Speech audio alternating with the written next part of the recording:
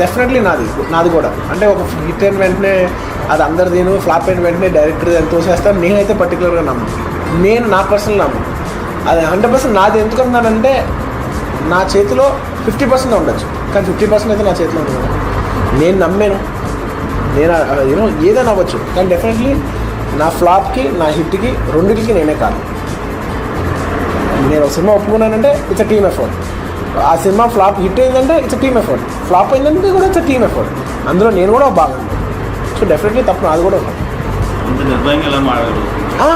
Very very obvious. ఎందుకంటే ఈ రోజుల్లో ఇక్కడ తెలుగులో ఉన్న సినారియాలో కథ ఒప్పుకునేది యాక్టర్ కాబట్టి, రెస్పాన్సిబిలిటీ చాలా వరకు యాక్టర్కి ఉంటుంది కాబట్టి, ఫెయిల్ అయ్యేటప్పుడు కూడా డెఫినెట్లీ ఒక ఫిల్మ్ నేను వెళ్ళేప్పుడు నేను 2 విషయాలు చూసుకుంటా. చాలా రేర్గా 3 విషయం వేరే ఎక్స్ ఫ్యాక్టర్ అని ఉండొచ్చు. నేను మామూలుగా సినిమాకి వెళ్ళేప్పుడు డైరెక్టర్ ఎవరు, హీరో ఎవరు, ఈ 2 చూసుకుంటాను. సో నేను కూడా ఒక హీరోని నమ్మే కదా నేను ఒక సినిమాకి వెళ్తున్నాను. అది ఒక ఇంగ్లీష్ సినిమా అవ్వచ్చు, హిందీ సినిమా అవ్వచ్చు, తెలుగు సినిమా అవ్వచ్చు, కానీ నేను కూడా ఒక హీరో ఉన్నాడనే హీరో ఏం చేస్తుంటాడా అనే ఒక ఎక్సైట్మెంట్తోనే వెళ్తాను లోపలికి. సో డెఫినెట్లీ నాకు ఆ ఫిలిం 100 కారణాలు ఫెయిల్ అవ్వచ్చు, కానీ నేను మాత్రం యాక్టర్నే తిప్పుకుంటాను. ఎందుకంటే నాకు తెలిసింది ఆ సినిమాలో యాక్టరే కాబట్టి. So it's a very very very normal human psychology. And definitely ఆ యాక్టర్కి ఆ రెస్పాన్సిబిలిటీ ఉంటుంది.